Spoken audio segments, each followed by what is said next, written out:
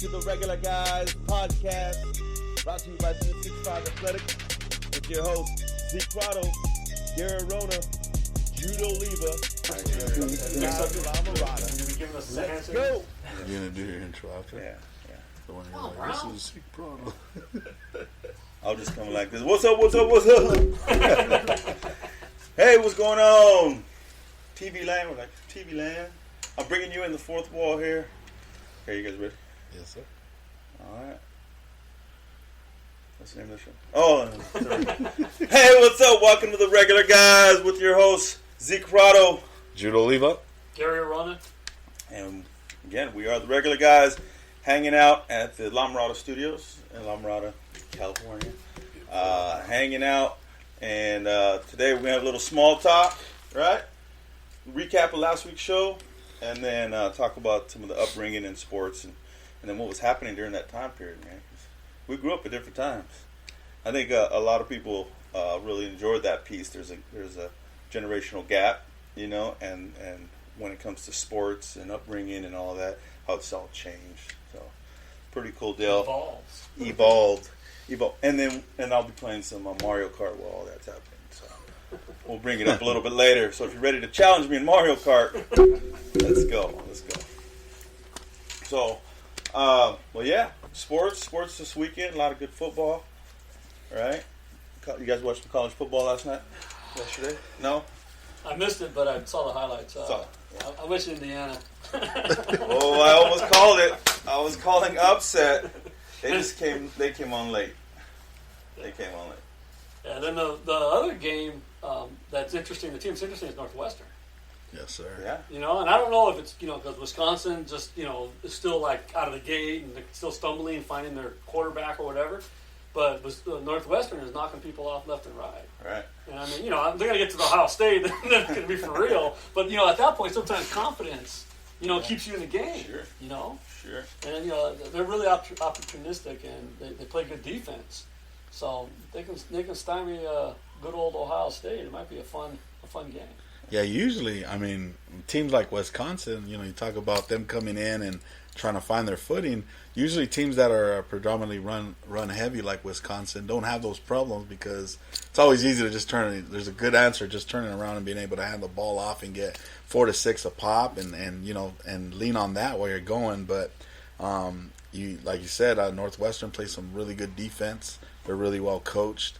I think they're just one of those teams that that does everything right. And like you said, the confidence. I mean, you get enough confidence, you think you can beat anybody, and that'd be huge going into that Ohio State game if they're still undefeated and playing as well as they are. So that'd be really, really interesting. I didn't watch the game.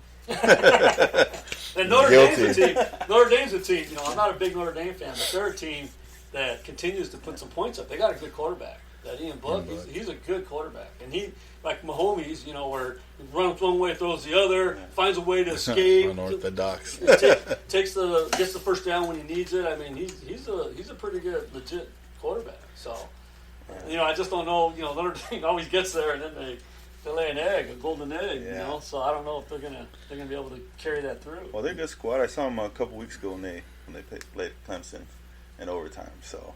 They were a good ball club, and when you look at it, Clemson, they had Trevor Lawrence was out. He was out for 2 weeks. He was supposed to be back this week. And everything got canceled. That game got postponed. But they got a squad when he's in there. I mean, they put some points up. So. I think even that game where they did beat Clemson, I don't think anything changes with Trevor Lawrence in there though.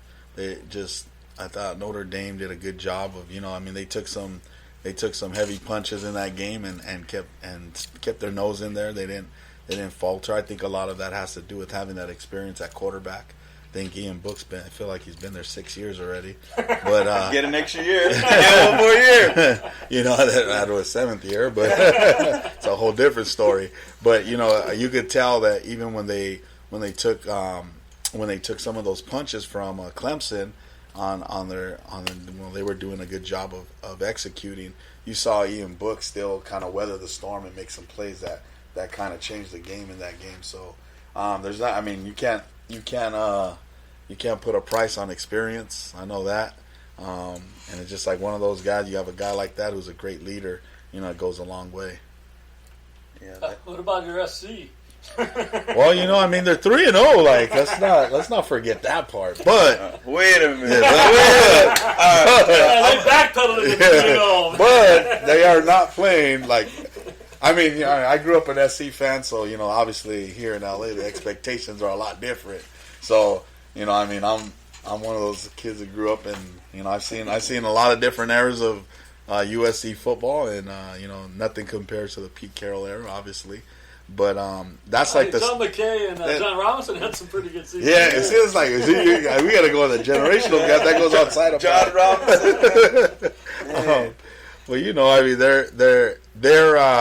they're not playing to their. For being honest, they're not playing to their potential. When you got that many number, top 5 recruiting classes in the country, and you're squeaking by Arizona, and Arizona State's a good team. But you're still squeaking by them. I think last night was probably the best game they played, and they still didn't look that good.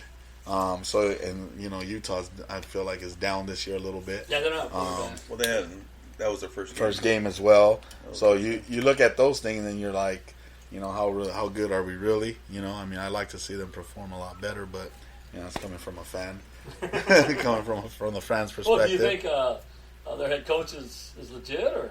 No, I thought, and again, I think he's a great coach. I've seen him on staff since when they had Sarkisian and Kiffin. He's been through all the staffs and kind of just been a staple of the program. But I see him more as a sometimes even a coordinator, maybe even a position coach. But when I look at him at head coach, you still see some of the things that they were doing 2 years ago that was bad. The penalties, the lack Special of discipline. Teams, There's something missing. There's not. You don't see the passion and the fire. And I think, like I've always said, you take the personality of your head coach. If your head coach, isn't passionate and fiery, your team's probably not going to be passionate and fiery. If they're not one of those guys that have a chip on their shoulder, you're not going to have a chip on your shoulder. Yeah, so I've always even being a head coach of a team, I've always prided on myself on. I wanted my team to take the identity of who I was. So I think there's a little bit lack or disconnect there with the players. I know they really like him though as a man and what he's trying to do for them off the field and those things. You can see that is why they keep him on, and why he keeps getting those kids to come to his school. But I don't know, at SC, if you're not winning a national title, nobody's really going to be too happy. Top 5. Top 5. Speaking of SC, I saw JT Daniels. Oh, yes. Tear it up this weekend. Georgia? Yeah. I know we're bouncing around a bit in college football. We can't just talk completely Pac-12. We're going to ACC, SEC, Big Ten, all Power 5. But, yeah, JT Daniels, yeah, he tore it up. He had 400 yards, 400-yard plus, 4 touchdowns. Mm-hmm. Excellent job. I think he was over 70% in completions. I got the privilege of seeing him live. Yeah. Not just watching him at Modern Day, but watching him up close when we got into some of those big passing tournaments at Buena Park. Yeah. I got to mix it up with him, and I was always saying, I watched him when he was, I think we played them when he was a sophomore or junior. And he would go up to the line. The coach would give him one call, and he'd walk up there and he'd check everything off. I was like, man, that's Peyton Manning. Omaha. He's up there, checking us off. He's picking us apart, and it was like one of those.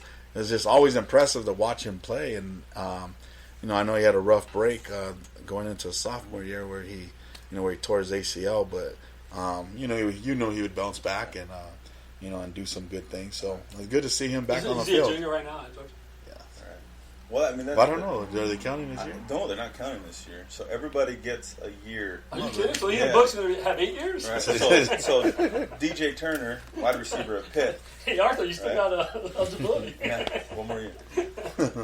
He's talking about it. The wide receiver from Pitt. He said there's 9 guys on that team that they could all return for next year. Oh, wow. Yeah, so they're feeling pretty good. So that's the conversation, right? So when it came out, the guidelines is that everybody's getting an additional year. I didn't know that. I knew they did it for the spring sports last year. Right. So if they're participating in spring, they're not getting that extra year. Something like that. It was some announcement that came out. Something to look into. Get the What? Yeah, if you want to move up the draft board, if that's what Mm-hmm. you want to do, or if you want to graduate and play as a senior grad. So early on, that was the big conversation was like, are they going to get an extra year or not? It's going to hurt some of the draft. And I think that's the big push is football, right? And I know some of the schools were saying, those fifth-year seniors that was going to get an extra year that wanted to come back, they were just going to say, well, goodbye. We got a whole class of kids coming up that we need to, they need to be part of the program. We need to be able to get scholarships out. Scholarships. And so, they'll say some schools will say goodbye to the seniors. Some schools don't have the luxury of doing that, man. They'll say, another year? Absolutely, man. And you might get some of those kids where they try, or some of those schools that push guys, and then And they transfer. They transfer because they get the extra year, like the graduate year, right? Yeah. They get to come over and go help some of those teams, which will bring, I think, parity to all of college football, which I think is cool, anyways. Yeah. You got like a school like Liberty, right? It's making some noise. It's getting some of those Is kids. it Coastal Carolina? Coastal Coastal. Carolina. They've been on College Game Day. Yeah. Hey, you didn't pick us. All of a sudden they're winning. Now they're getting picked every week. If you're ever out in the East Coast, down in Myrtle Beach, you got to stop by the campus. It looks like a Disneyland, man. It's right on the coast. It's right on Coastal the beach, Carolina? Coastal Carolina. You got to drive past and just be amazed. I mean, it's lit up. Even the parking lot looks like like a Disney amphitheater, and right on the beach, man. It would be a gold mine for any coach. Well, that's like Santa Barbara. Oh, yeah. I got up in the stands. You can see the water. I'm like, I wasn't even watching you guys play. Look, sailboats, the surfers. Oh, somebody scored. Oh.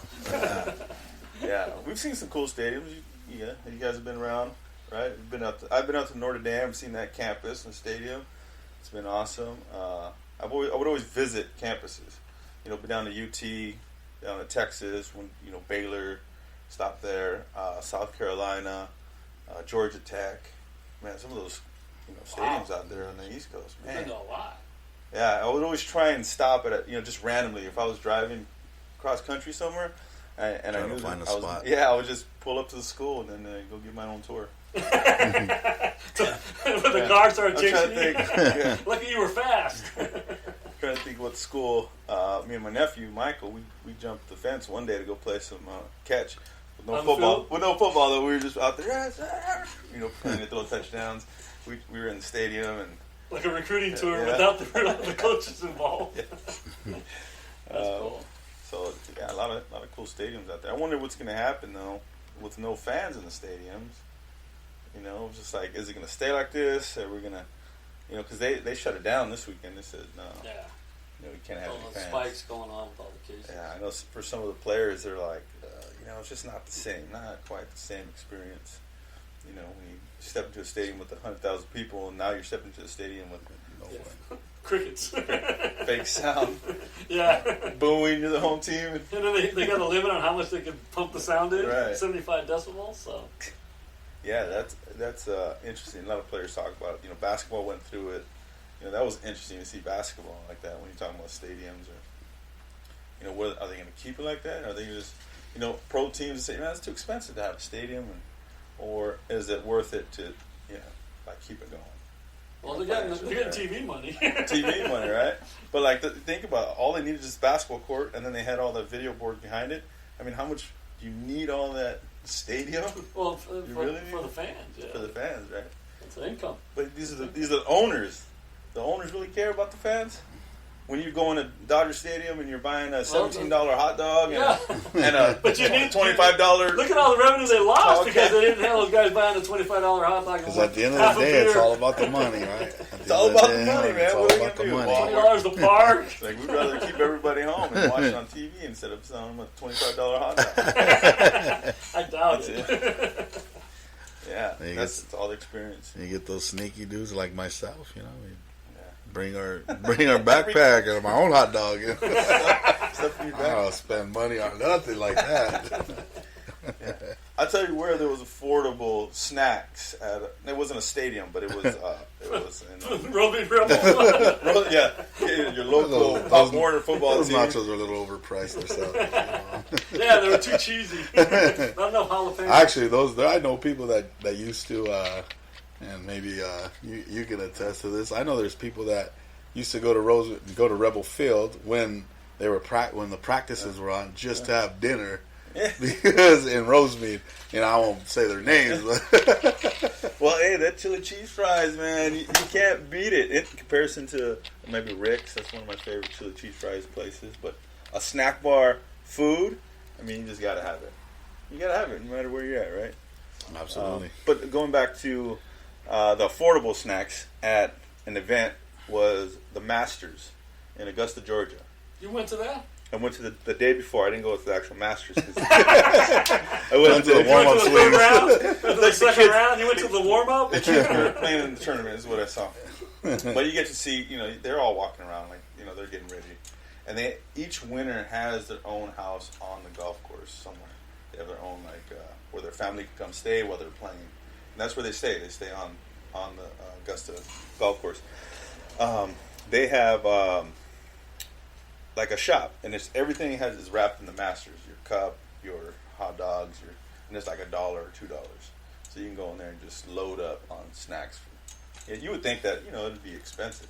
I would have thought. No, everything outside of the Masters is expensive. The hotel, parking, John Daly autographs, expensive, man.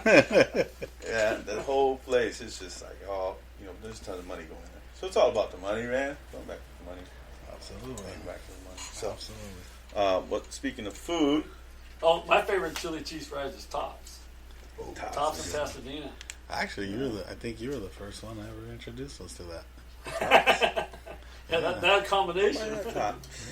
Yeah, I when I was my first year at Pasadena, I was the gopher because I was the youngest coach on staff, and so I'd get the lunch menu, right? And my head coach Dennis Gossard and Chuck Lyon, I'd have to take the food list.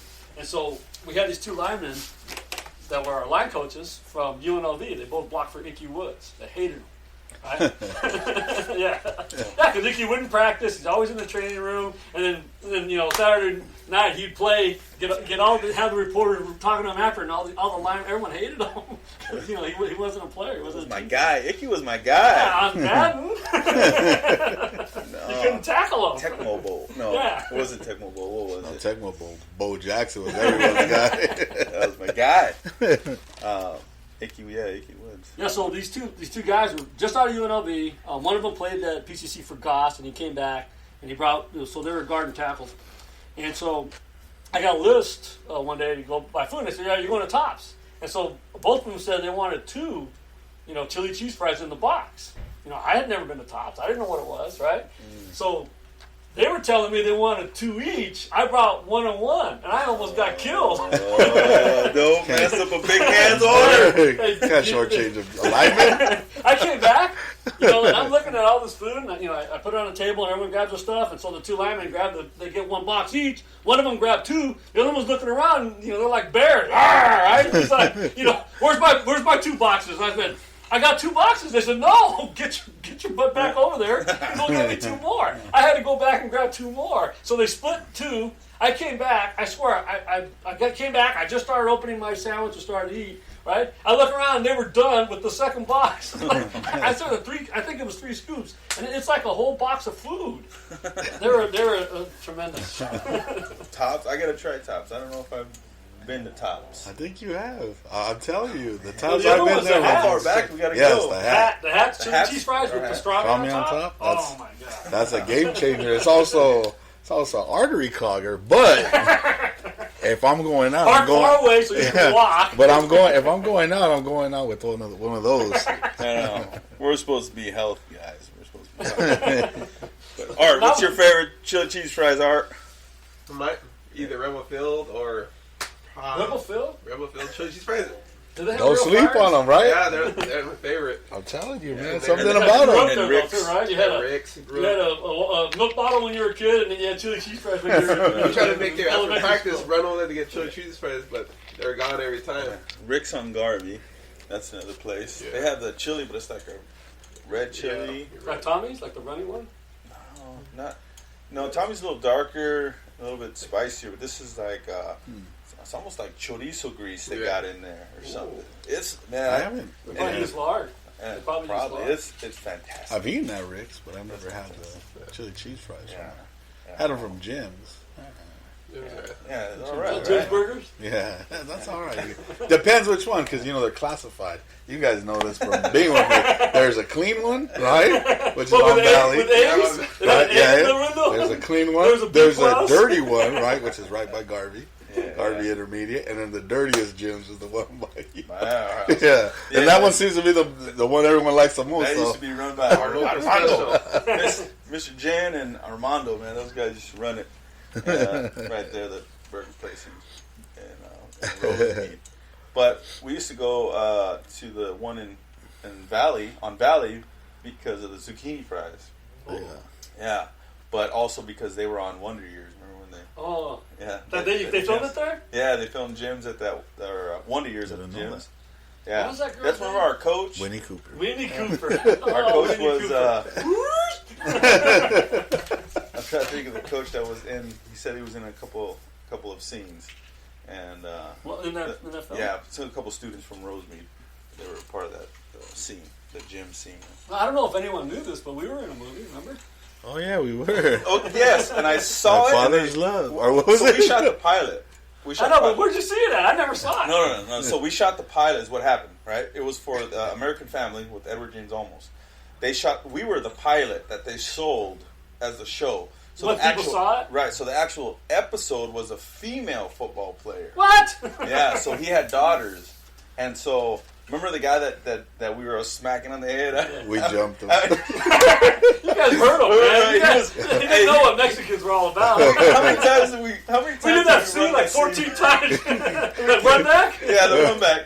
Right. Everyone died. We said, no, don't make it look so easy. Then we start blowing each other up. Right. No, that's too hard. We were clipping people. We were all over the Hey, place. there's no full We flag. must have shot that about 10 times, man. And every time it was like we had the same guys just running and colliding. It was a pilot that we shot for American Family. And when I ended up seeing it, like I said, it was a girl, it was a female. So they had switched all of the characters and everything. But remember, it was, just a pilot. They put it together so they can sell the show. Yeah. Yeah. Well, they paid the school $10,000. I never saw the money for football. That could have been. Yeah. I could count a number of things that school Yeah. needed. I was like, what do you mean? 10 grand. Oh, no, it was made out to San Gabriel High School. Not the football Not team. the But football. what? Oh my gosh! I never signed a waiver. We were all acting. We were the extras. It was the extra. We got kicked out of practice when they were doing the graduation scene, remember? Now that was good experience for me because later on I was in Batman versus Superman. He was in Batman vs. No way. Yeah, I was like the backup to the backup scene. What? I was in a. Back up to the back. See, a lot of people don't know this, but my quarterback at Maranatha, I know this. yeah, Eli Snyder. His dad is Zack Snyder, the mega producer that did that. So he actually it's crazy how this whole thing turned out. I don't even know if the scene was supposed to be like in the regular production of the movie, but we had So when they I put you on the when I took film room floor? over the job at Maranatha, obviously I was the OC as well and the quarterback coach, so I kind of developed a really good bond with Eli. And one day he's like, hey, coach, my dad wants to speak with you. And I'm like, what's going on? He's like, hi. My dad's really not around too much because he's always working. And he's all, but he has time coming in these next couple of weeks. You think you're okay with me with us? Yeah, sure. I didn't know who his dad was. And right before his dad called me 2 days before he met with me and scheduled a meeting. And What? he told me who he was, but he didn't say, I'm mega producer Zack Snyder. He just said, I'm Eli's father, Zack Snyder, and I'm not. Okay. I came from a different world, so I'm not used to It's like big Hollywood. names like that. So when he showed up, when he showed up to the meeting, he actually, he came in with it. He was in between like going to work and going back and doing those things, but he found time for us. So when he came in and was asking me if there was anything he can do for the program. And when he came in, I noticed he came in with a group of people, and I know who they were. They sat down kind of in the back, but they had like their little notebooks out and they were writing stuff down. I guess his assistant and things like that. So when I'm talking to him, we're having this conversation, and he told me, I do. He didn't really want to tell. He's a humble man, which was awesome to meet. Somebody so successful and so humble. He really didn't want to tell me who he was, but it came up because he had to tell me he was leaving for work, and this is when this could happen. And I'm super busy because I'm shooting movies. And then when he said that, oh really? What movies have you done? Because I'm not a big like look at movie producers. Really, and then he said, you might have heard of them. He's like, I did the movie 300. I was like, wait, what? The Spartans? Oh. And he's like, yeah, you watched it. I said, man, that's like my favorite movie. And he's like, oh, that's awesome. So I've done that one. I've done Watchmen. I've done Man of Steel. So he's a big Comic-Con guy, right? So he does all these movies. And one of the things when he told me that, I'm like, so I'm sitting back blown away. I'm blown away by his thing.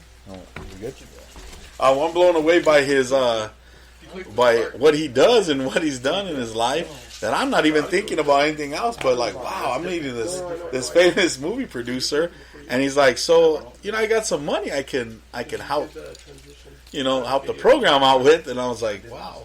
So I said, well, I would really like to be one of those teams that had chrome helmets. At the time, I think they were just unveiled in the Rose Bowl by Oregon.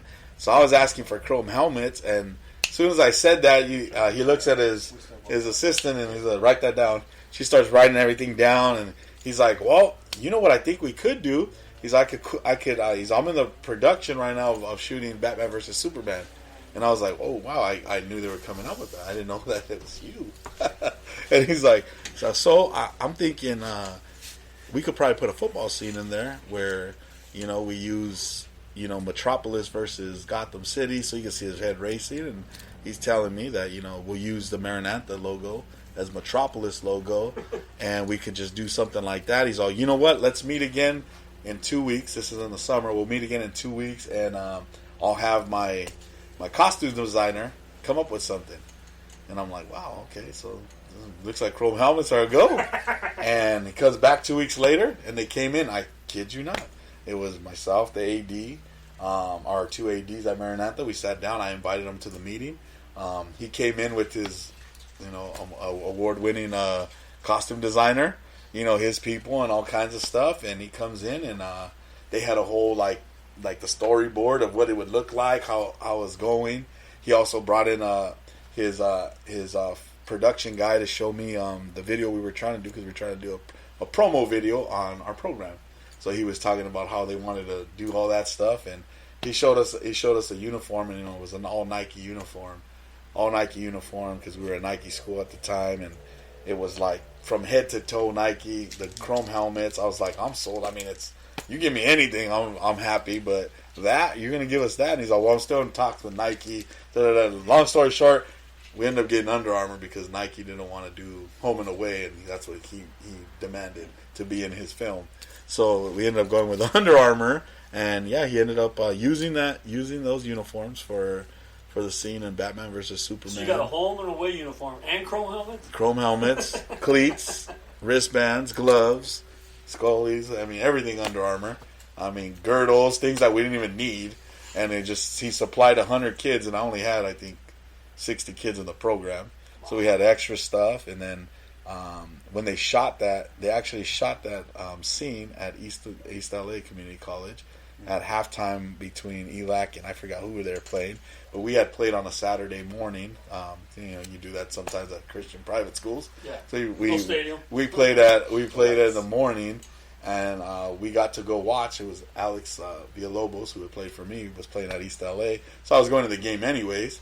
And his dad was like, "Hey, you're gonna be at the game tonight. You're gonna be at your guys' game tonight again." So we're shooting obviously at halftime. So at halftime, I'm gonna find you. You're gonna come down and you're part of the scene. And I was like, "Part of the scene? Like, what am I doing?" So I was a random coach on the sideline. So they throw a touchdown, and we were supposed to get all excited. They football guys, right? We're critiquing We're everything. doing this. We're doing that. We're critiquing everything. So it's myself and his son Eli, who was my quarterback, and they shot just like that scene. That's why I'm laughing. Is that scene we shot 10 times? They were shooting it multiple times because the guy kept dropping the touchdown pass. But they kept telling us, like, no matter what happens, you need to cheer and be happy. But me and Eli kept messing the scene up because the guy's running a post corner. The guy drops a dime with Clarkson's son, Anton. Anton used to coach at the YMCA. I believe so, and he's a private coach now, Anton Clarkson, who is actually Eli's coach. He's a quarterback in the scene, and he's dropping dimes. The guy keeps dropping it. Me and Eli are like, "Let's go! Come on! What are you doing? Catch the ball!" And they're like, "Cut!" We need Eli and Coach O to cheer. We're like, "Oh man, it's us again." So you guys are actually watching the play. Yeah, so we end up shooting that scene like easily 8 times, and then I'm like thinking it's gonna be this major like scene in the movie, and then it's like if you ever seen Batman vs Superman, it's like when the boss is yelling at Clark Kent about not covering the game. He's yelling at him about not covering the game because he wants to cover the Batman Superman beef, right? And they're talking to him. There's a TV in the background. And that's what it's on. And that's where it's on, that little scene. So I gotta pause the you have to pause and rewind it, and then you still might not see me because it just flashes quick, and you just see people cheering. But I'm like random coach number 5, I guess. I don't know. all that for. Hey, at least you got on. Yeah. That blockbuster. Yeah. I was asking him if he needed headshots after that, but it didn't work out. My agent will be in contact with you. Did you have representation? I did not. I was my own representation. Where's your SAG card? Yeah. Man, in small talk, how did we get there? We were just supposed to be talking about food. We were talking about movies. We started with food. Yeah, started with food. I'm going to bring it back to food because I had some excellent tacos down in Oceanside. A place called Sancho's. You guys ever been there? Sounds shady. Yeah. On Oceanside, you got to go further south to get really good tacos. That's what I was thinking. I was thinking, man, I'm not too far from TJ, man. I can go down and get some tacos from, TJ and you get closer. But right there, it was good. Nice. And they have this whole, like, ambiance, when you step into the building, is like they take your order out of an old V-Dub bug that's actually inside of the restaurant. Oh, wow. And, in Oceanside? In Oceanside. I've never been there. It's right on Main Street. Did you have to wear a mask? Yeah, man. It's like not what I was eating though. They were pretty good about it. Yeah. They didn't come over. When they said when you're not eating, put your mask on. No, they were okay with it. Did you drink a Mexican Coke with that, or? I had Cerveza. Mexican Cerveza. I had some Dos Equis. It was really good. I met with a buddy of mine. He's at Camp Pendleton. He's about 2 months from retiring. Right? 25 years in. In the Marine Corps? Marine Corps. Wow. Good for him. So yeah, he was just able to get away for a bit, and we're just hanging out, chopping it up. But Bobby too is his name, from Monroe, Louisiana, and I played football with his brother Osaro, and so from Louisiana. From Louisiana, so that's how we know each other. Me and O went to school with Dakota Wesleyan in South Dakota. Anyhow, so we became friends, and then he let me know that he was out here. He's stationed here he was here for 6 months, like in the last part of his retirement, and so I've been meaning to get on out there. Oh, so you didn't go for the quarterback coach yesterday? Both. I always try to do that, man. If I can, get another meeting in or connect with somebody, I'm multitask. Yeah. On the multitask. It's like if I can do that, then I'm gonna do that. If I'm going to Vegas, then I'm going to Vegas. 4 stops: Barstow, Needles, Vegas, and Hoover Dam. Gotta stop and say hi, right? Or grab the local food, right? Yeah, I mean, it's all part of it, right? It's all part of it. But I did go out there for the purpose of watching Danny Hernandez train some quarterbacks in Oceanside. Some private training. Yeah, quarterbacks, are they from that area, or are they from? Sure, from all over, man. There's kids from SoCal. There's High Desert kids are coming out. A couple kids from like that Capistrano area were out there, but you know, it's just like you get all these Valley coaches, right? Danny's from Pico Rivera. You know, I'm out there checking it out. Yeah, what's his name? Steve Barone. Steve Barone. He's like independent filmer. He does a lot of highlight videos for like Bleacher Report. Yeah, he was He'll take kids' films and make it look similar. Yeah. So he's a guy from Rosemead area. Damn, these Rosemead guys so got like long reaches, huh? Yeah, so like they keep going, man, across the country. So, and these quarterbacks are coming from all over to train. And with Danny, and I was just checking it out, kind of seeing what's happening, what's new, what are the kids doing, what are they learning, what do they want to know, and that's what it's about, I guess. So we get started. Did you talk to him about the school I want to put together, the receiver school? Mm-hmm. Instead, everyone has quarterback camps and quarterback. I want to put a receiver school together because the quarterback's got to throw to somebody, and the more you can throw to that can catch, the better off the quarterback's going to be. Right. I think there's more receivers than there are quarterbacks. Yeah. Very true. Right? Yeah, what, 10 on the team, 8 on the team? And then, 4 start, maybe 5. Right. And if offense, you get 8.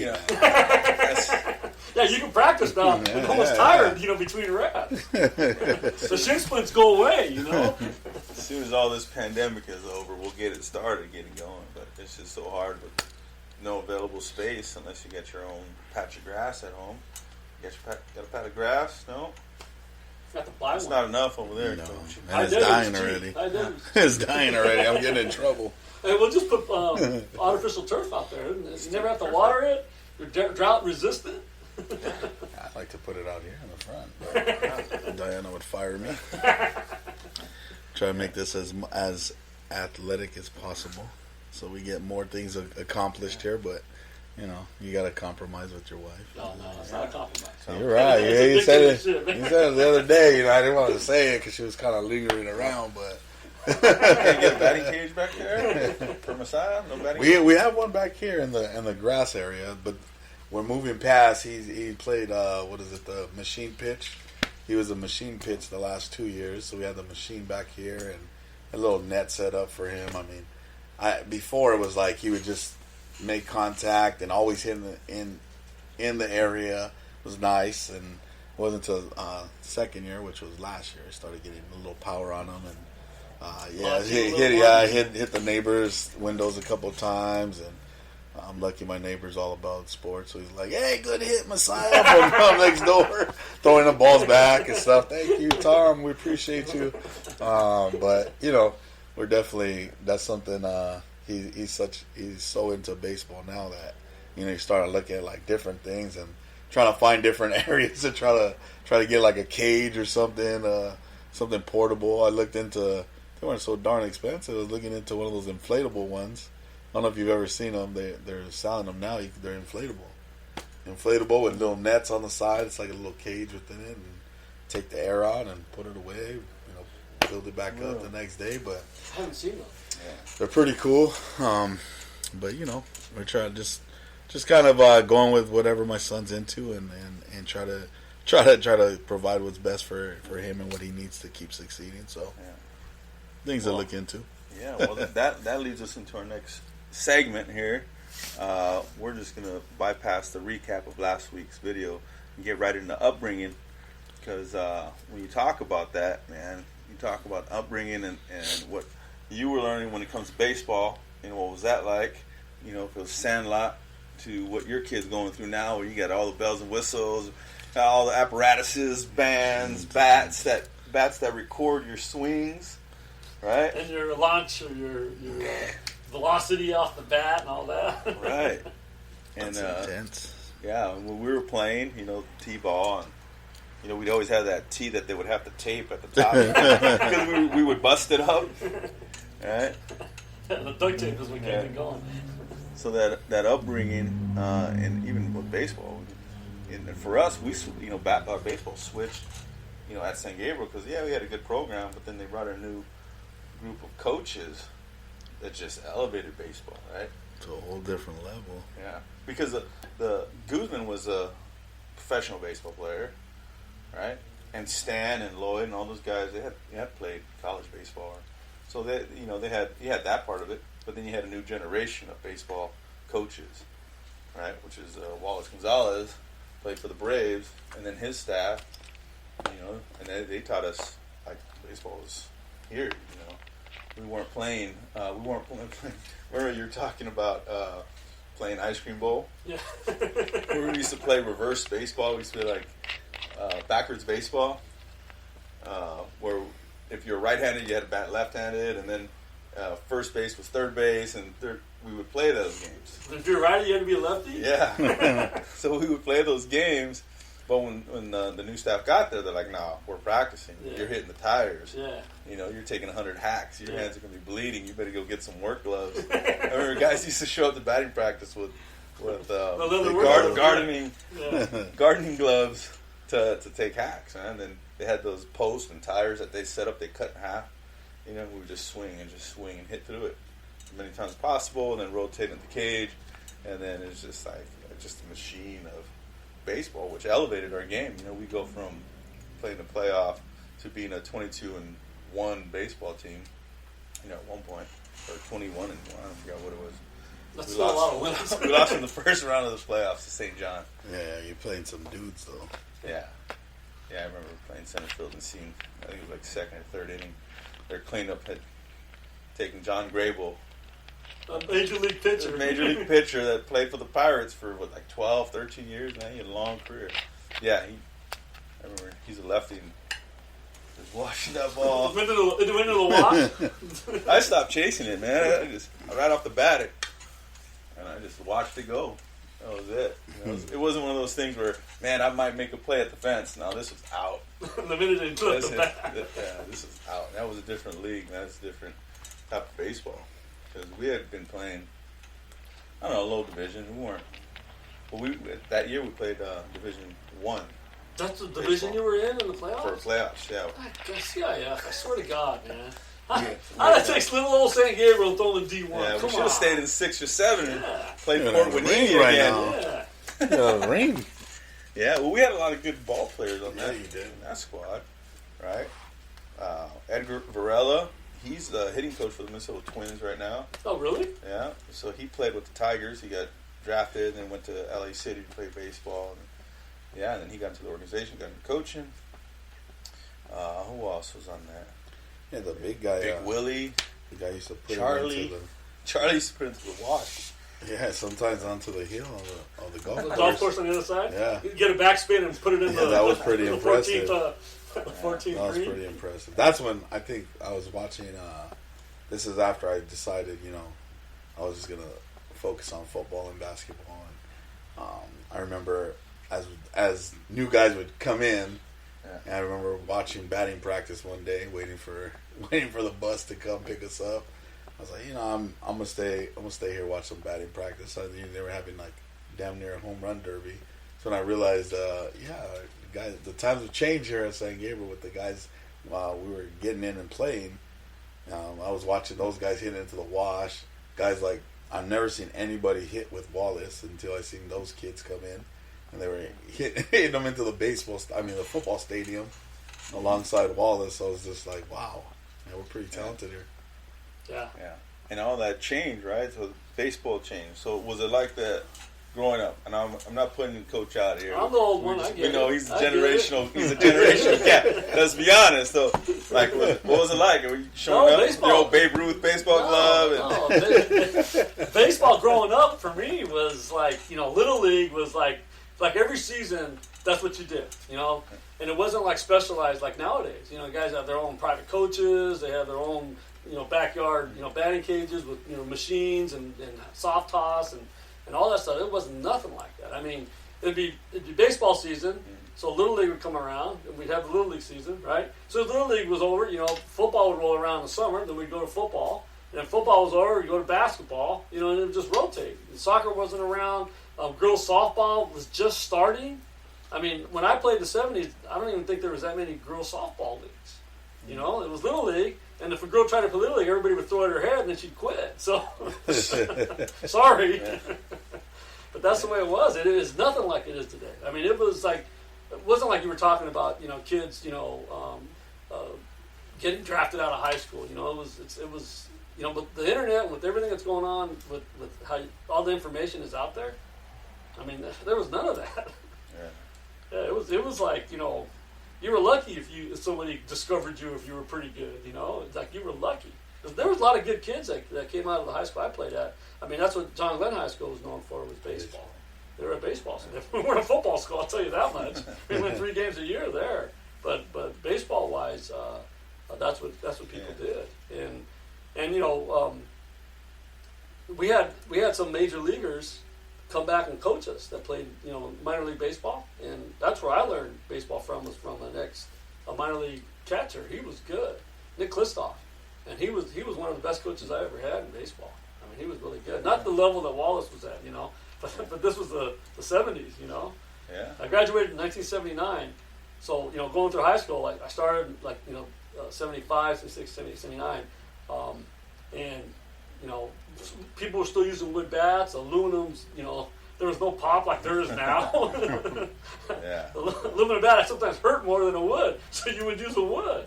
I mean, it was not like the game it is today. The throwing motions change. I look at all that old videos. I was watching a Babe Ruth video, and they're talking about how terrible of a hitter he actually was. Yeah, he had the most home runs, but he said he had the worst swing. His feet were together, and he would kind of like slap the ball. They showed video. I was like, man, that's amazing.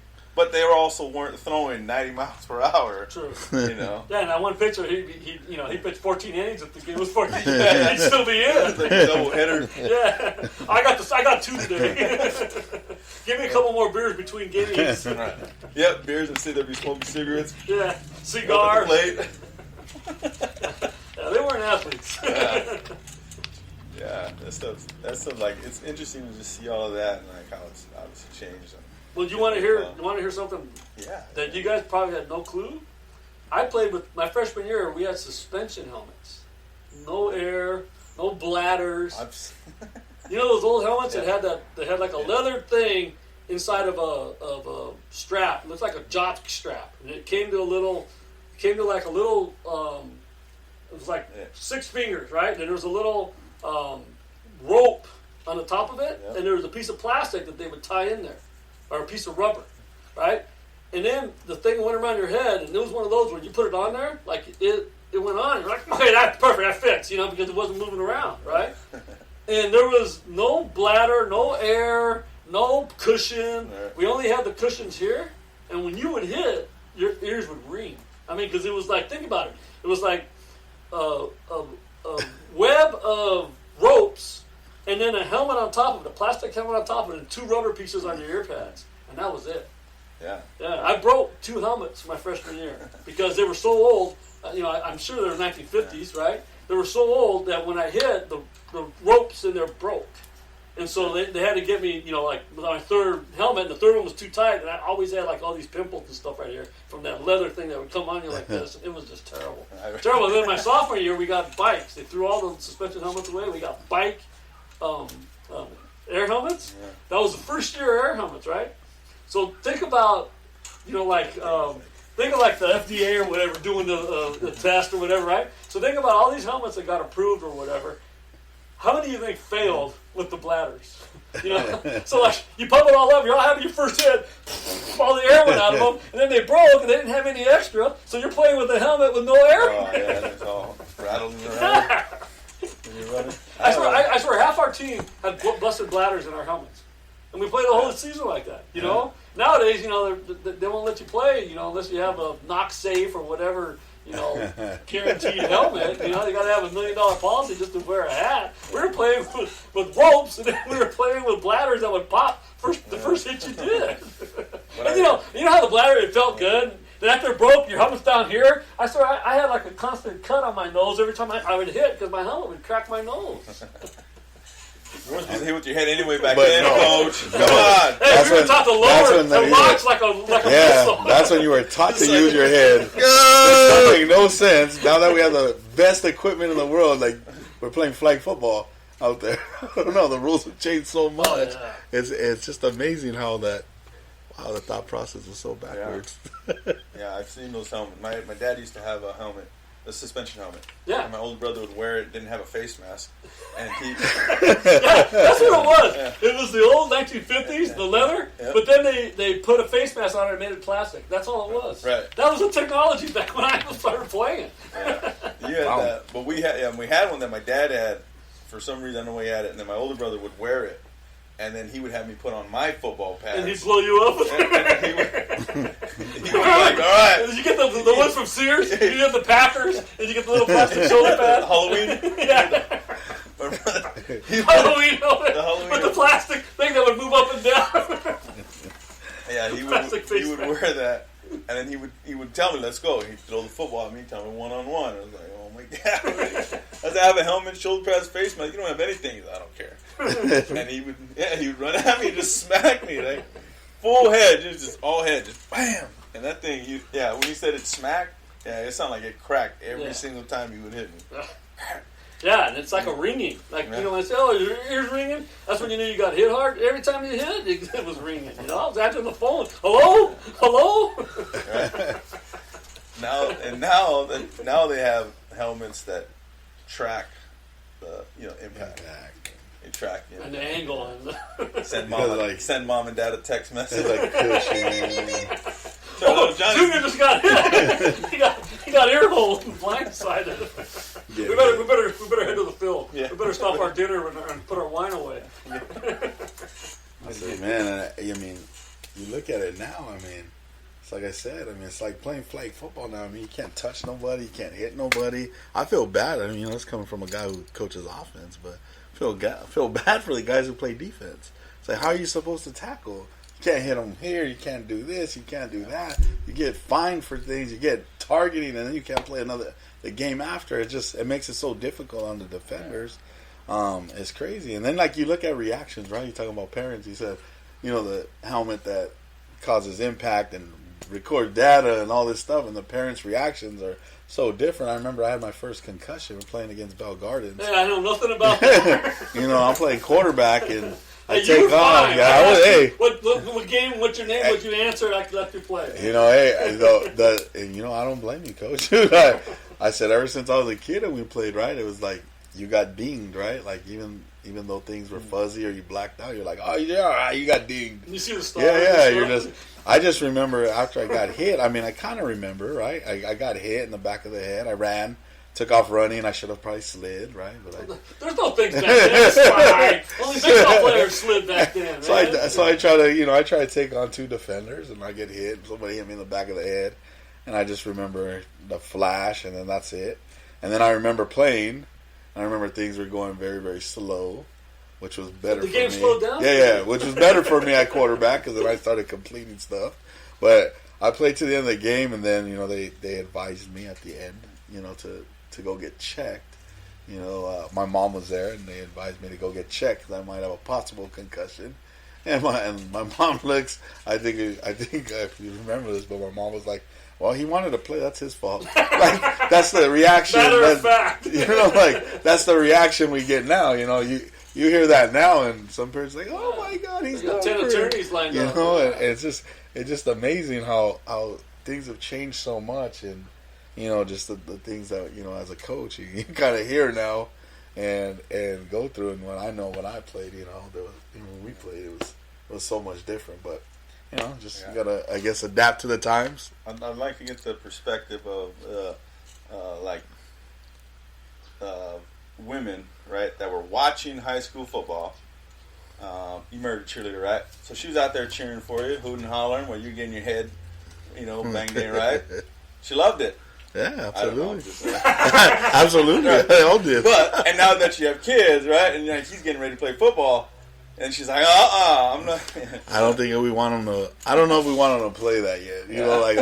That's kind of where we're at. It's the safest time to play nowadays. Man, when I played, we scrimmaged all day, every day. I mean, if we weren't hitting heads and cracking each other like we were pussies, And now it's like you don't hit, you got one hard practice a day, a week, The rest of the time it's all patty cake till game night. Right. So if anything, it's safer now than ever because nobody hits. Nobody hits at game night, and you see them all miss tackles, and you wonder why. Yeah, there's terrible tacklers in the NFL, right? Yeah. You're talking about it's safer now, but it's not safe because you got guys on the other end that don't know how to tackle you properly, man. They're taking you up high, headlocking you, it's falling on the back of your ankles and your knees. What's his name? Damakasu. He's jiu-jitsu and karate, so he's karate chopping people. It's legal. Damn it, it's legal. They had Damakasu, man. How do you do? They had to talk to him. They had to pull him aside and say, "Hey, man, you can't be using your karate technique." Yes, you can. It's legal. There's no. That's why you stomped that guy. Sportsmanlike conduct, illegal karate chop. There's no penalties like that. Come on. Yes, there is. Necessary roughness. It's unnecessary roughness, right? He's like karate chop. Illegal drop kick. What's the penalty? Tripping? Yeah, you got to watch that one. Necessary roughness. You ever watch it, Art? Mm-hmm. Man, classic. There's some classic movies on safety that you should watch when it comes to. Don't let the parents watch it though. Jesus Christ! Did you guys do that video? The safety video for football? There is no safety for football. God damn it! It's football. It's football. You got blown up. Now on that, it got so touchy, and then you're responsible for all these kids, being a head coach and having that experience. I don't know, Art probably remembers this, but when we would, on the first day of like pads, when we would tackle, we would go through a whole tackling. First we would clinic and station. I would videotape it so that everyone saw that we taught them how to hit the right way. That was for evidence. That was just for training. That was your alibi. That was to, as they would say, CYA, right? Cover your assets. Right. And go through that. So we would film it. We would show the exact technique. So we would show the kids on film. Then we would go out. Then we would do it. Then we had the filmer film us coaching it, so that we had it all covered. So just in case anyone. So a bunch of people just rolling around on the grass, right? It's like, hey, look, everybody knew their head was supposed to be up. Now, when it came down to impact, I mean, hey, he lowered his head. So did he. I mean, I yelled at him.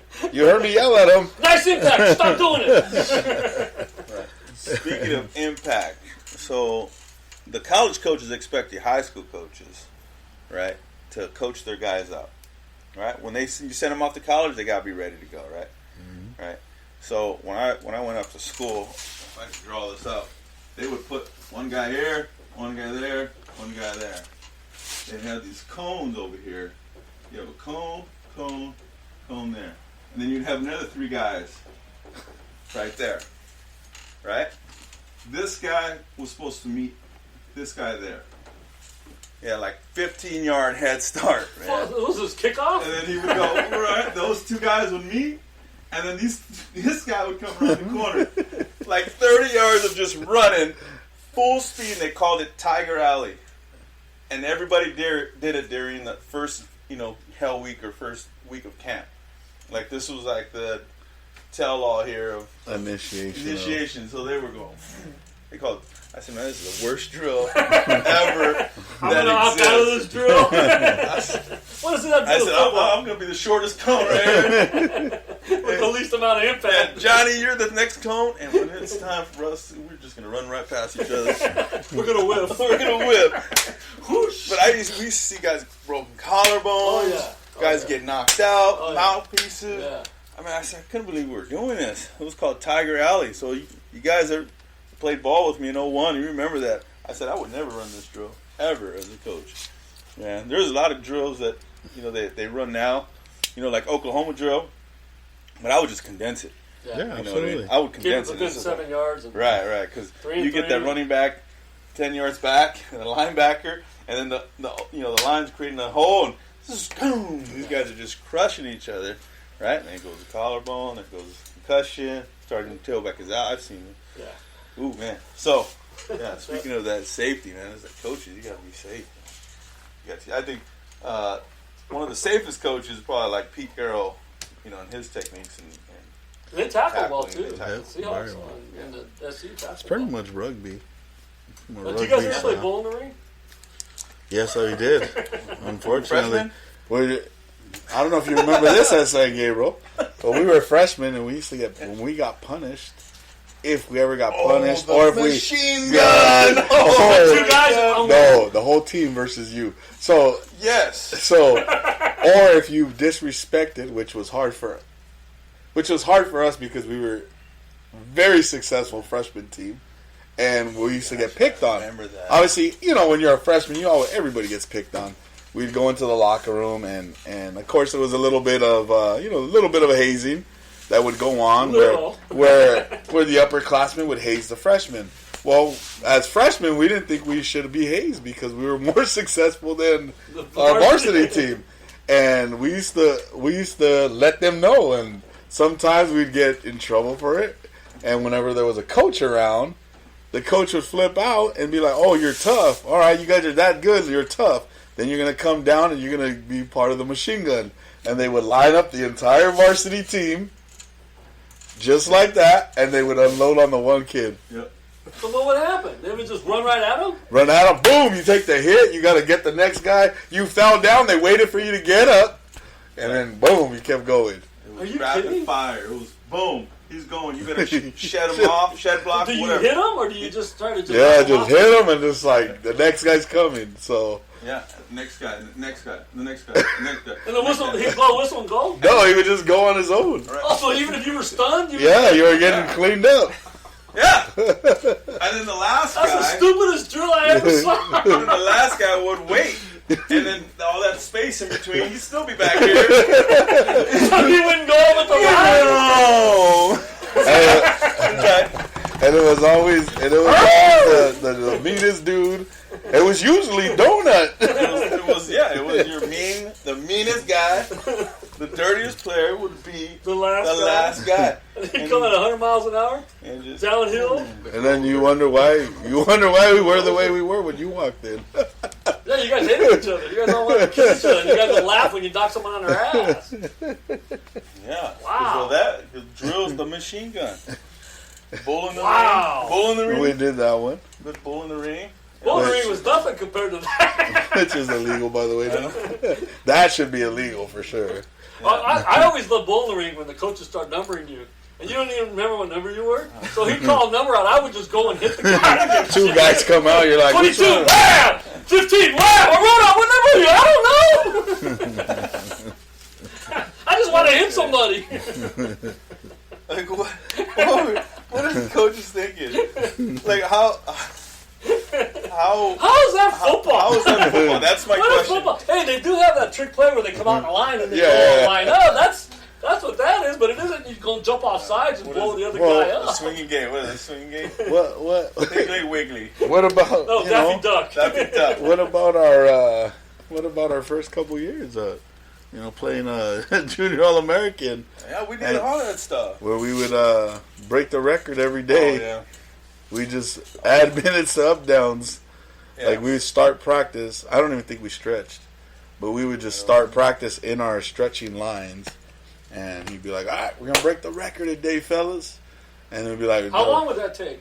That was easy. Well, the record It was was easy. it started like with 5 minutes, right? 5 minutes of up down, straight up downs. Then it started. Then we were getting tougher every time we stepped up, is what we were told, right?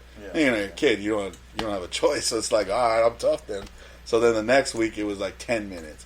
Then the next week it was 15. I remember one practice we did like 30 minutes of up downs. Think about how many plays you could run and Not drills you could do in 30 minutes.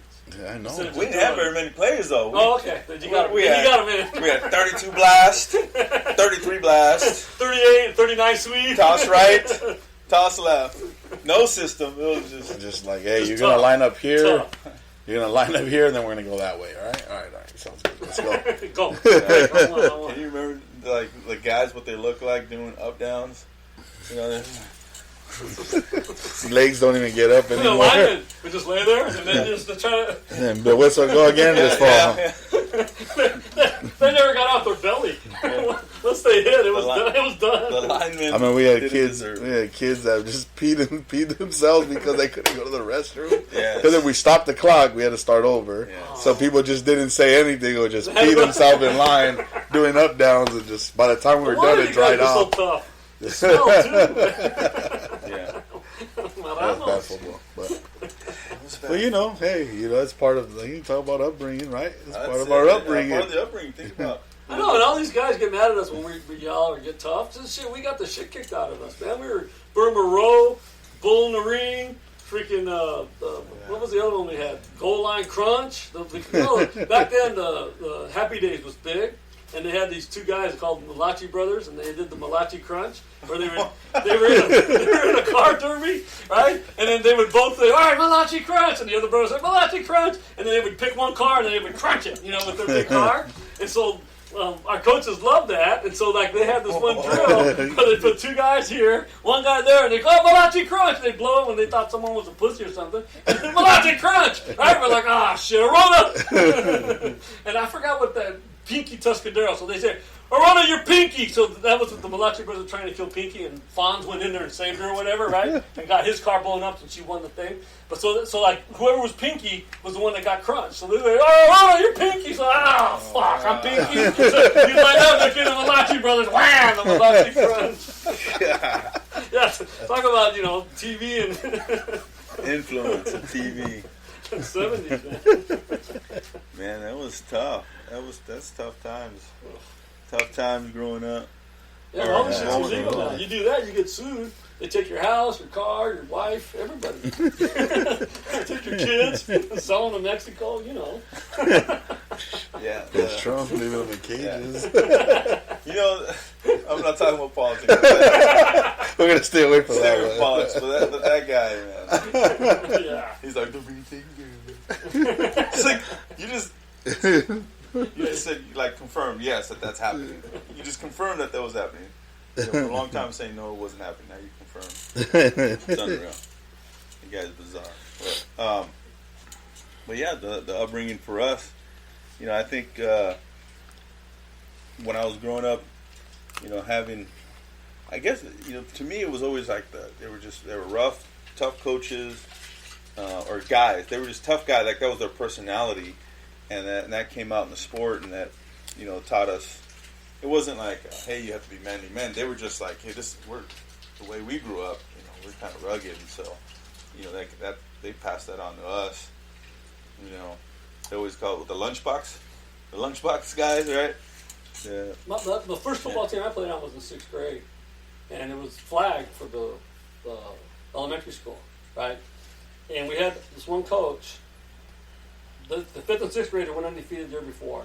And I signed up too late and I didn't get to go because they already had enough guys.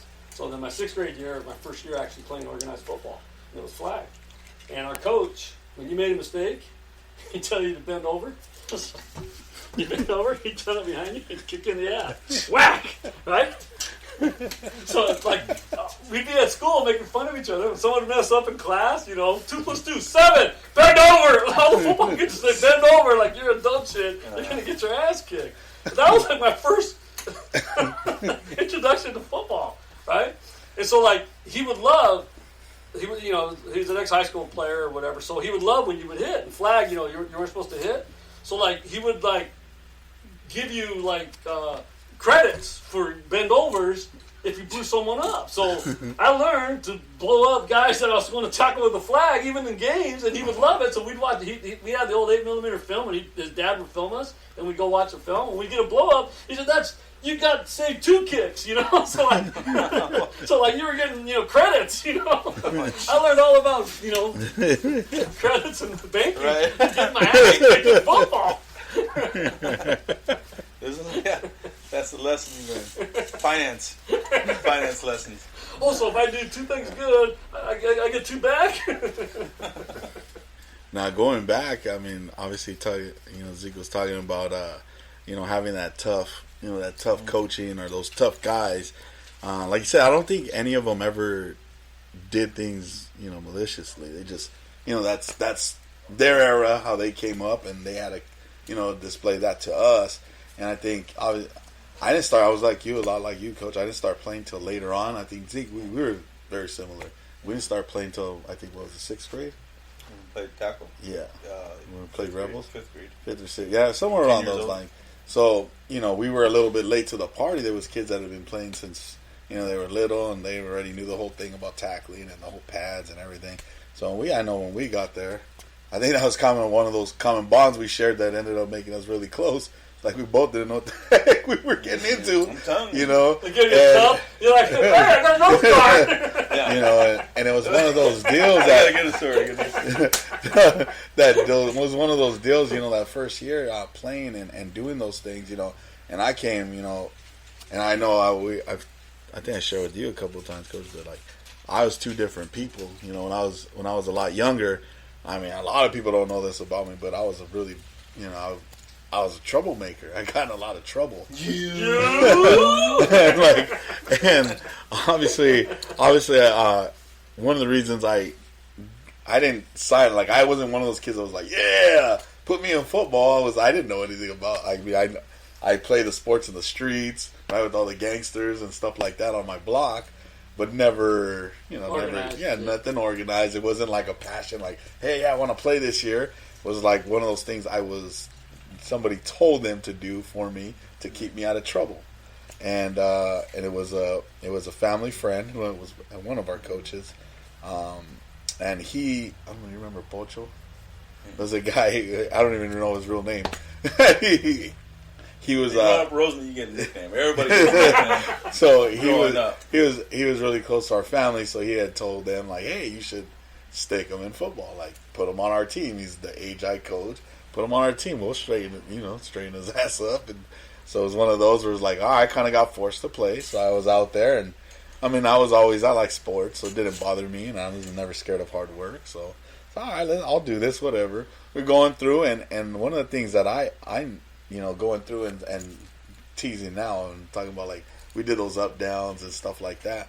A lot of that stuff, as pointless as that was for me now as a coach and knowing and this being my profession, that was something that I needed at the time. I needed, like, discipline. I didn't have I come from a single father household. I didn't have anybody, any positive male role models to go off.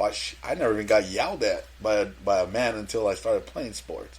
So that year was like one of those, like, whoa. Like, how do I take this? Like, this dude just yelling at me for no reason. I'm doing what you said. I'm running up. Like, I'm doing up and down. I remember thinking in my head, it's crazy as it sounds, but in my head, the way I grew up around nothing but violence. So when he would yell at me, I was thinking in my head, like, dude, you're lucky you don't come to my block. Like, a machete with your name on it. Like, that's how I grew up. So it was one of those things that, as pointless as it is as a coach and for football, it did a lot for me as a youngster to learn about discipline, to learn about, like, just being scolded pretty much, or having to take direction or order from somebody other than my mom, or my grandma, or my gangster cousins who had me doing stuff that, I wasn't supposed to, and not me, So when as I go through those things, I look back on those things and I'm like, man, they made me, one, they made me a little bit more disciplined. Two, it gave me perspective on, like, males and like people who care about you, even though it don't seem like they do, like people caring about you and doing well, to see you do better. And then, the part was I became really mentally tough, and I didn't know that was going on, but it made me more mentally tough. So, getting yelled at work or whatever it was, like, that never really bothered me. I was like, dude, I play Rebels, man. I thought my name was... He called me everything. Yeah, I thought my name was Pussy, because how many times has he called me that? So it's one of those things that, like, I don't get, like, when people get sensitive about, like, things, and that's probably where... Yeah, you got desensitized. Yeah, like, real quick, like, just, like, bounces off. It's like, I don't care, let's go on to the next thing. But it's probably something that I really needed at the time, and I did, like, now I see, even though it's pointless in from the football part, I see where it was very beneficial for, I know, myself. I don't know if you have kind of the same type of deal, but no, he didn't take yelling very well. He wanted to fight you. Yeah. My mom yelled at us all the time, so I knew how to get yelled at. I had an older brother too, so he was always getting on me. My mom was like, she disciplined us, so when someone got on me, I'm always quick to like, yes sir, no sir. If someone gets on me, because I'll be able to be loose and hang out and screw around. But like if someone wants, like my mom points it out, like, hey, stop that. It was pretty quick, because you knew what was coming next. I knew they might get smacked by my mom, with a belt or the chancla or the curling iron extension cord. Yeah. So mom was, she always disciplined us, but I think that came from my dad, because he went to the military, so my dad was pretty disciplined and a football coach, so he loved football. So I think, like my mom saw that, and she would kind of be that, she'd be that father, because my dad passed away in '82, so I didn't really know him, but I knew, that like what he did, like I said, military football and all that. So she became the father in the family, and like she did try to discipline my older brother and sister, but they were to a point where they were already they were old enough to say no and sneak out and stuff like that. So I saw that, you know what I mean? Like I saw that discipline part of like my mom, and I learned, through observation a ton, right?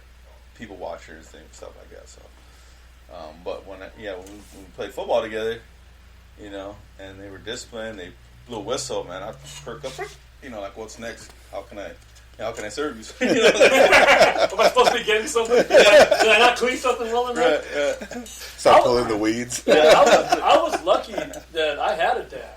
You know what I mean? I grew up with both my parents. And then there's something that I'd like to share about my pops. I wanted to play tackle because I played flag in 6th and I played flag in 7th. And I wanted to play tackle, and I was getting penalties in flag for tackling people. I was tackling people without pads, right? And if you went too low, or you hit him too hard, or you didn't really try to get his flag, right? And so, I told my dad I wanted to play tackle football, right? So Norwalk has that Norwalk Santa Fe Springs Pop Warner, and there was the Norwalk Lancers, like Norwalk High School. They all went to Norwalk High School. And so my dad went to go sign me up. And so I was in I guess it's 14 under, because I was in 8th grade. And so I went to sign up for the 14 under team, and they told them, when I went to sign up, that, they're already full. Their team's full. And they'll put us on a waiting list, and then, if they get enough players for that waiting list, then I can play. Right? And my dad's like, well, we don't even try out or whatever. No, we already got our team. Right? So, they were like that. So my dad worked in Long Beach. Right? We lived in Norwalk. And in Long Beach, my dad ran a store, and one of the drivers was a bread driver, and his kid played in the North Long Beach Panthers, and they needed kids. They only had like 12 kids, and they needed players, or else they were going to cancel the season. So my dad was talking to this guy, and my dad said, "Yeah, I tried to sign my kid up. He wants to play tackle, but Norwalk said, we're full. We don't need you, right?" And not even seeing who I was, what I could do, right? So this guy tells him, "Well, come to North Long Beach. We'll take anybody we can get, right?" So my dad said, "Okay." So here's what my dad did for me to play tackle football. He'd leave to work like at 5 in the morning, get there at 6, work till about 3 or 4, right?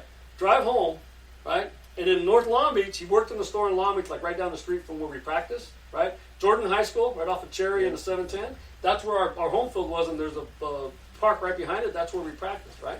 So he'd go to work, drive home, pick me up, right? And then take me to practice at 5 o'clock, right? And then we practiced. He'd be there the whole time we were practicing. He couldn't leave, right? And then drive me home. And he was a baseball guy. My dad came to the United States as a boxer, as an athlete. So he boxed. And that's how he came to the U.S. legally. And so he knew boxing. He could fight like a son of a gun, right? And he knew baseball. He was a really good baseball player. But he didn't know football that much, and he would watch it, and he was starting to learn it, right? But he didn't know it that much, so he didn't coach me, in football. So we would drive all the way to Long Beach for football. And he'd do that, 3 days a week, 4 days a week that we practice, right? And then Saturdays, the games, we'd go out there. And that's what he did for me to play football. Cool. Yeah. Sacrifice. Yeah. And I mean, like if you weren't ready to go, and think about it right now. You get up, go to work, you work all day, right? And you come home, and sometimes he would eat dinner, sometimes he'd take a burrito on the road, while he was taking us, because he was there during dinner for practice, right? And I'm thinking about it, sometimes you'd be in a bad mood, sometimes you'd be pissed off because you weren't ready to go, sometimes you'd forget your cleats and you have to practice with tennis shoes, and he'd scream at your ass, when he was in the field, he had to go apologize to the coach because idiot son forgot his cleats, right? So I didn't think about all that shit, as a kid.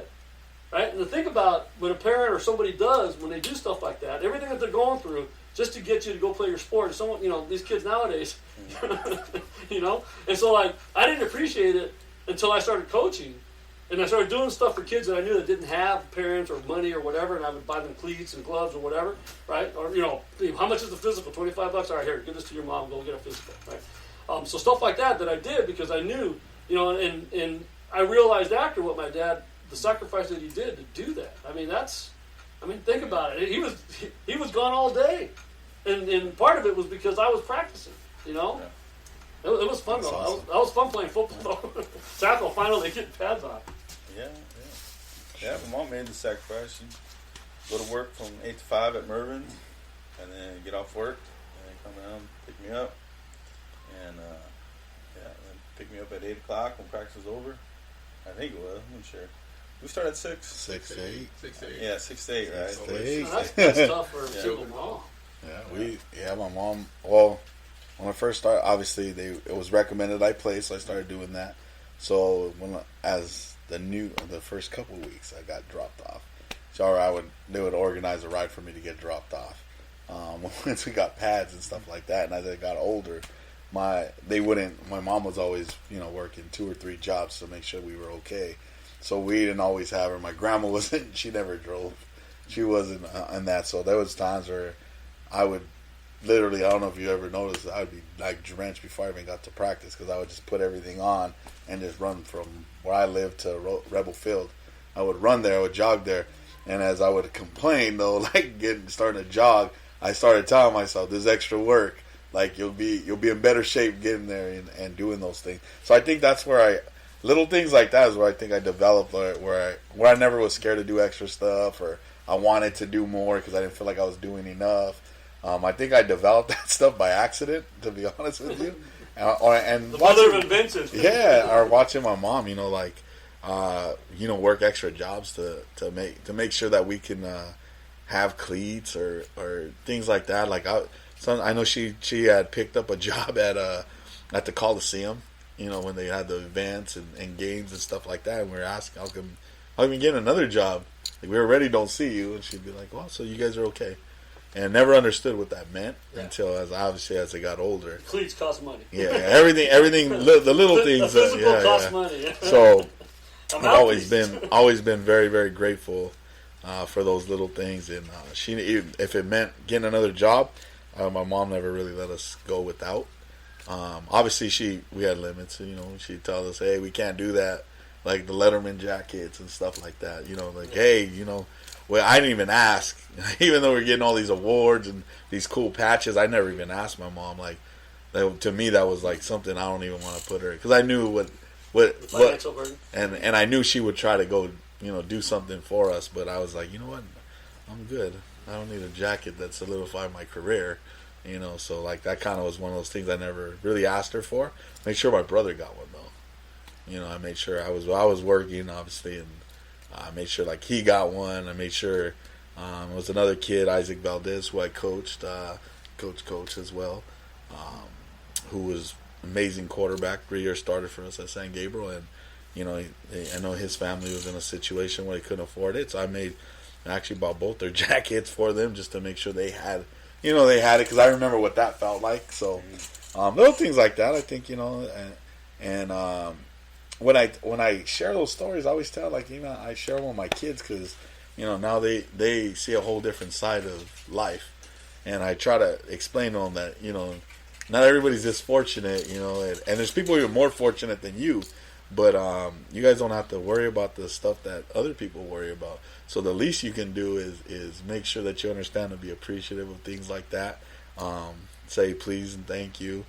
Look somebody in the eye. I think the first day I made my son come back and look you in the eye to shake your hand.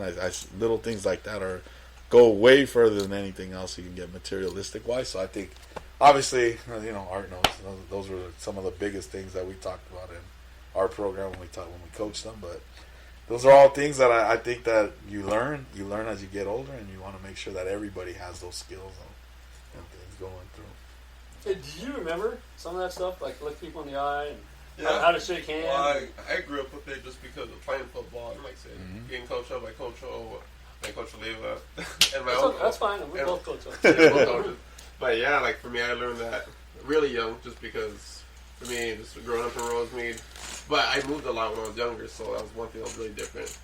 Being in Montebello, East LA, being back in Rosemead, back and forth, but going to school all in Rosemead throughout the whole time. So I learned that with coaching, but I didn't really play sports until I played for Rebels the first time. I played in Montebello, playing offensive lineman the whole time. My dad and my mom were like, to get out of here. Moved to Rosemead Rebels, then I found out I got coached by my whole family, which is a whole different dynamics. My dad, ADs, godparents, just like that. But yeah, just like with playing with football and going to Rice Elementary School, Temple, having those type of coaches, learning just shake hands. But for me, I didn't really get to talk until my freshman year of high school, actually. So I went to go to Dakota Wesleyan, where my uncle was teaching me how to shake hands and stuff, which is like for me and stuff. I always grew up with sweaty palm hands, so for me, I'm like, I'm not gonna shake no hands. I'm like, yes sir, no sir. So like more vocal in that type of way. But yeah, but without playing the youth sports, I mean, I would have learned any of that stuff. You guys remember making you guys wear ties? Yes. With the little ass jersey.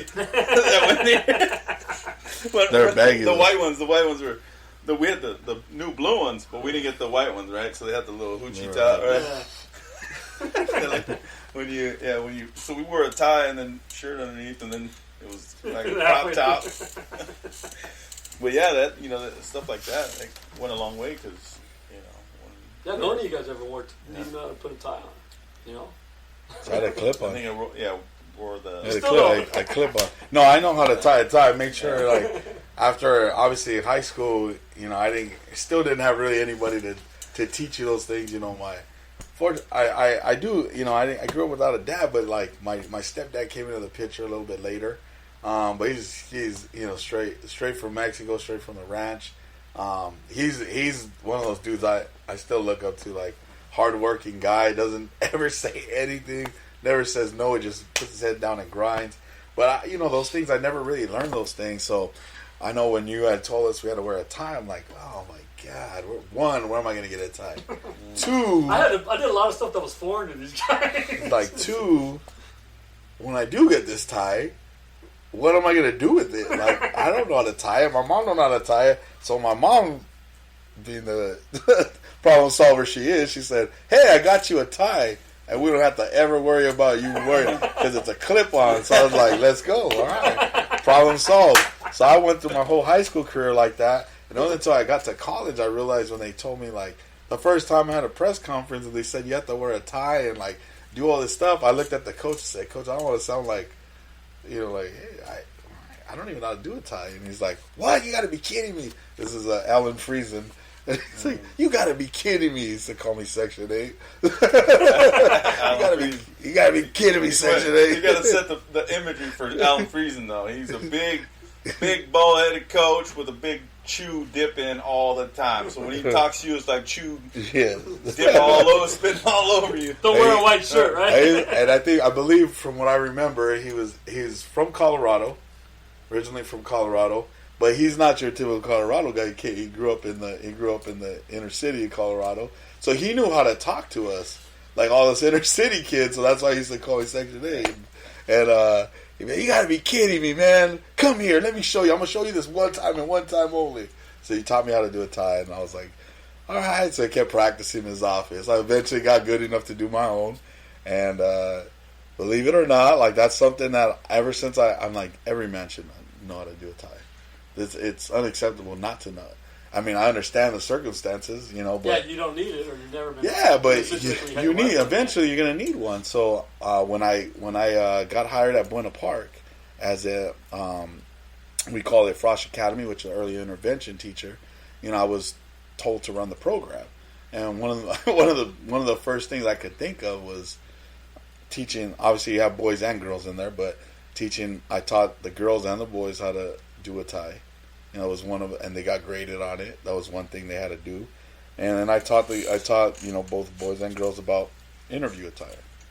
And that's some of the things that they'd like, hey coach, we don't have any books in this class. It's like, trust me, the things that you guys need to learn, don't come in books, and things like that. And it's crazy now to see some of them, after doing it a couple of years and seeing some of them, go from at-risk kids to college grads or going into college, and then seeing some of them come. They would come their senior year. Hey, coach, can you go over me? I got this application. I'm about to apply for this job. Can you make sure I did this right? After the application come in like 2 weeks later, hey coach, I got an interview. You think we can prep on interview stuff? So we'd sit there during my break or after school if I didn't have practice, and we would do these things, and you see the kids succeed, and I was like, man, I wish these were the things that were taught, when we were younger. And there was a few classes that did that, so I wanted to make my class that way, and that's what I did. I didn't teach it for 2 years, and this year is the first year I taught it. Obviously, it's tough though because it's distance learning. So now that we went back 3 weeks ago, the kids actually get to see you in person. The first thing we did was said, "All right, you guys gonna learn how to do ties." They're like, "What? Social distance ties? Okay? You guys all stay at your splat guard station, and here's this tie. Still got a bunch of ties, like old ties that I use and do those things. I've disinfected though." Okay. Oh, okay. So I'm following protocol. Yeah.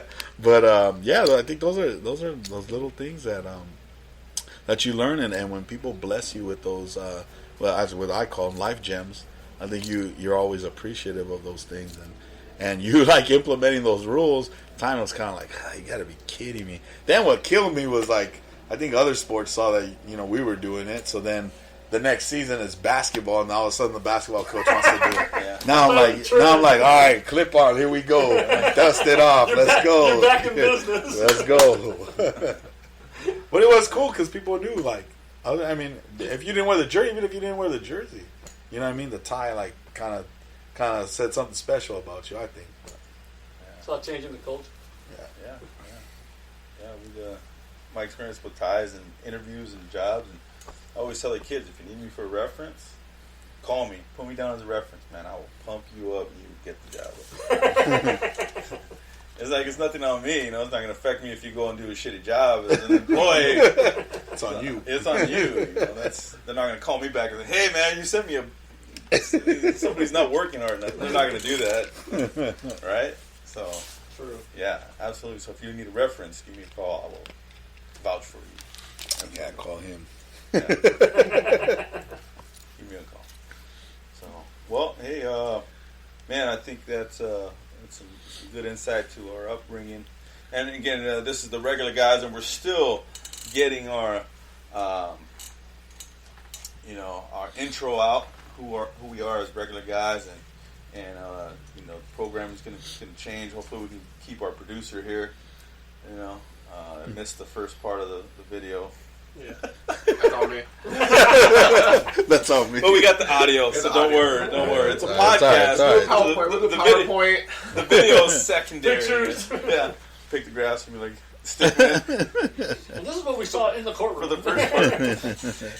So, yeah, man, it was good covering what we covered today. Just had some small talk on sports and food, and then just covering our upbringing. So, tune in again to the podcast. This is episode 2.